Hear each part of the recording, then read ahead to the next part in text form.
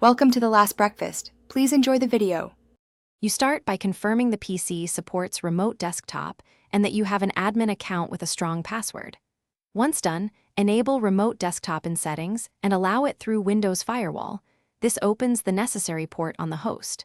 Next, record the PC name or assign a static local IP so you can find it from your phone. Make sure remote desktop users include your account. Finally, decide whether you'll use Microsoft Account Sign-In, network-level authentication, or a direct IP for quick mobile connection. You now secure and connect the network. If you must reach the PC from outside your LAN, either configure port forwarding for TCP 3389 on your router or, better, set up a VPN so you don't expose RDP directly. Once your network path is ready, install the Microsoft Remote Desktop app on your mobile device and open it.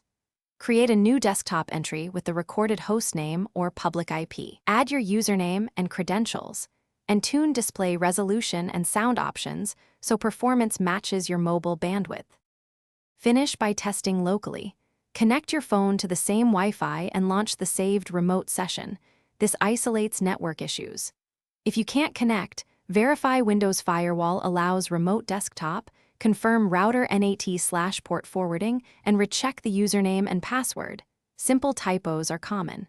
Make sure network-level authentication matches client settings. If problems persist, switch to VPN access or change the external port and forward appropriately. This improves security and often resolves ISP or router blocking.